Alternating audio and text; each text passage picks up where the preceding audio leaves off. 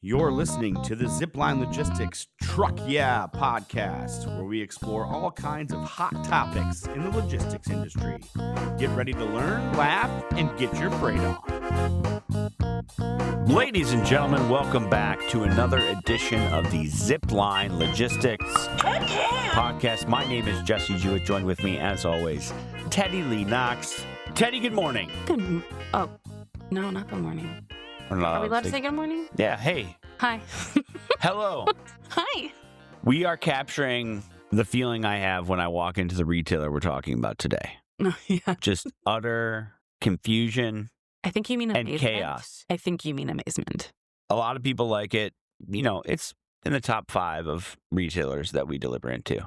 Mhm. I get overwhelmed by Costco. This one in particular, Target. We're talking about Target Talking about today. Target. I don't get overwhelmed by Target. It's just a lot of stuff, though. It is. I usually go into Target with children, and because they have clothes, toys, crafts, Mm-hmm. toys, anything else, Mm-hmm. food, Mm. snacks, bikes, Yeah, they've got everything. they do. And so that's where probably my angst is coming from with the children in tow, because they are moving a mile a minute and pointing at everything and pulling me in multiple directions. And the way everything is set up, it's just so beautiful. It is nice. That's you gotta true. touch it all, But we're not talking about our shopping experiences today. We're talking about freight. which we could just do for days. Yeah. So things we're going to talk about Target in general, 3 common pain points shipping into Target, Mm-hmm. and 3 steps for success. Yep. So how about this? Target, founded in 1902. Did you know that? I don't think I did know that. 7th largest retailer in the United States. Mm-hmm. That's bonkers. Mm-hmm. As of 2023, 1,948 stores throughout the U.S., number 32 on the 2022 Fortune 500 list Yep. of largest U.S. corporations by total revenue, and it focuses on upscale, trend-forward merchandise at lower costs. Back to those things that we just talked about, Mm-hmm. the clothes. There are brand names in there, but I like that there's like middle-of-the-road brands that Yes. look like high-end brands. Mm-hmm. I don't know if that's a rude thing to say. I think that's fairly accurate. I think it is too. I think that you go into Target and there's something for everyone, depending on what you're looking for, price point, style, Yeah. size. It's great. I mean, I feel like there's everything there that you would possibly need. Truly. Yeah. Butter all the way to bicycles. Yeah. Butter to bicycles. Butter to bicycles. That's a new tagline, Target. Check it out. Butter to bicycles. Let's talk about pain points and shipping into Target, where we come in. Yes. So customer pickup versus delivered. Yes.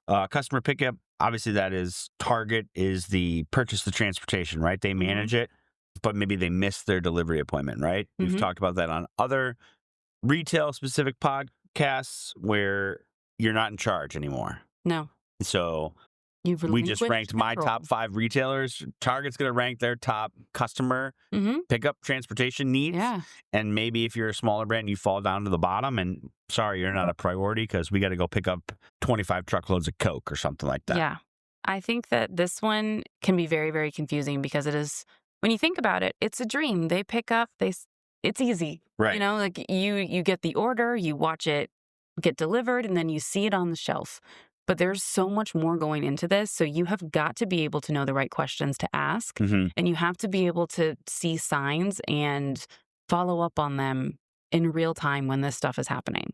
And yes, maybe your warehouse has all the information that you need, but chances are you're going to need someone else to talk to about this. You're going to need to understand the market still. You're going to need to understand the mode that you're delivering. And then you're also going to need to understand what your routing guide or supplier agreement is with Target. Mm-hmm. So I think those things are really important, and that can actually be a really big pain point, even if everything is going according to plan. You have inventory always stacked. You don't have to repack. Everything is there. Yeah. This is not always as simple as it seems with anything else in logistics. Well, yeah, not only is it's disruptive if they change their truck and it doesn't show up Mhm. and the inventory is pulled and your shipper is struggling, but if they miss the delivery and it gets rescheduled, Mhm. unfortunately, our customers are still subject to the fines related to that. Yes. So that's, you kind of getting hit 2 ways. Mm-hmm.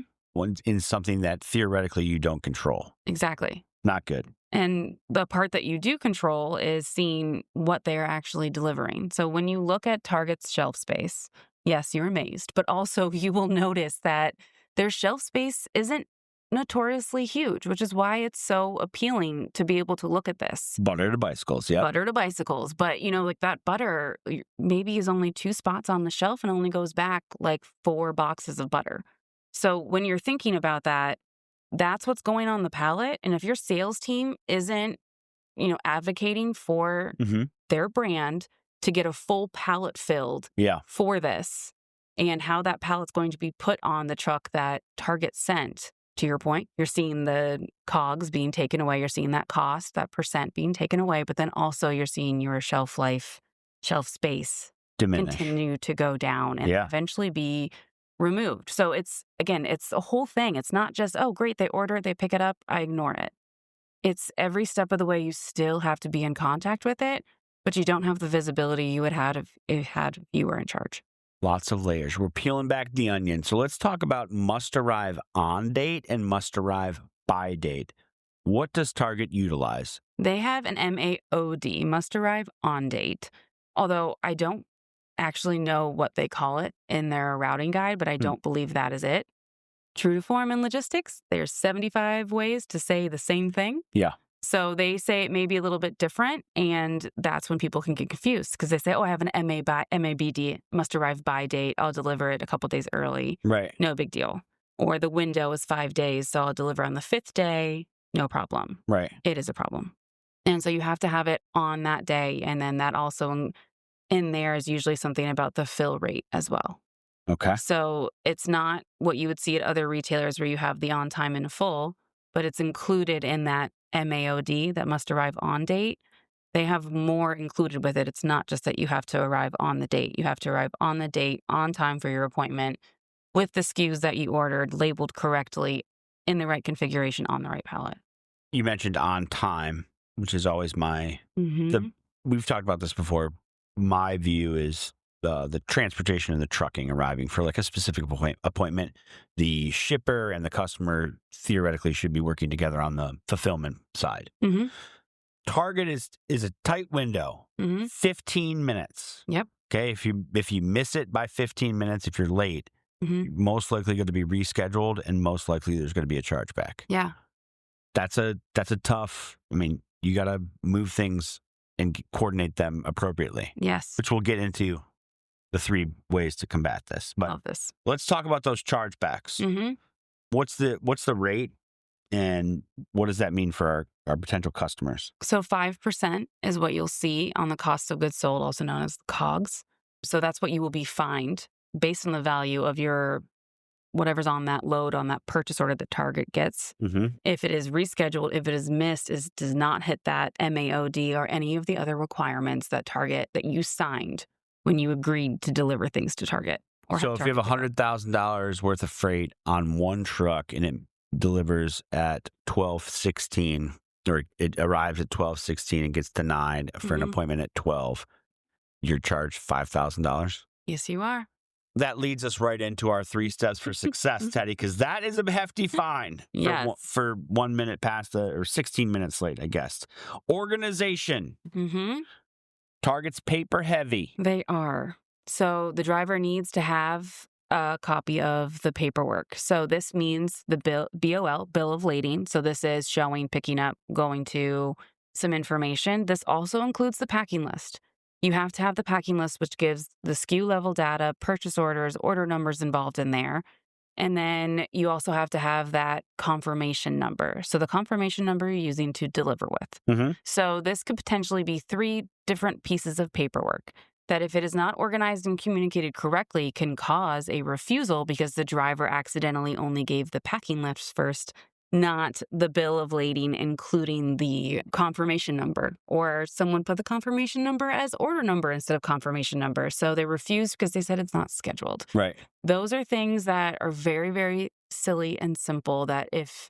Got to do them right. Yes. And so that organization comes into play, and that is key here. And that can happen with a CPU as well.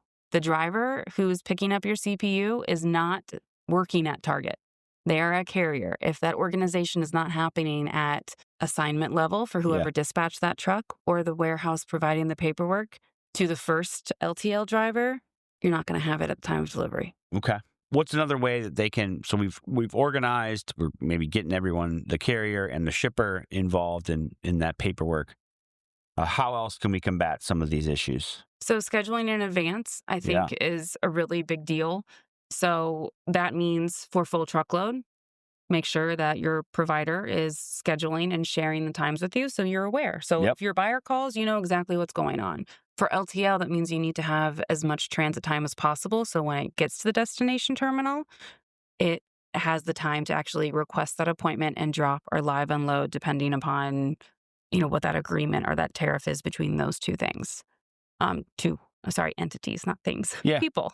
And then also this means that 14-day lead times is optimal in order to do that. So Target appointments are going to fill up just like anybody else's, regardless of how many pallets you have. That time could be taken. Even though it was only one pallet, maybe the optimal time is taken. Yeah, so we just talked about that. A lot of brands want to work with Target, right? Yeah. They're a very popular place to deliver into. A lot of people utilize it. Mm-hmm.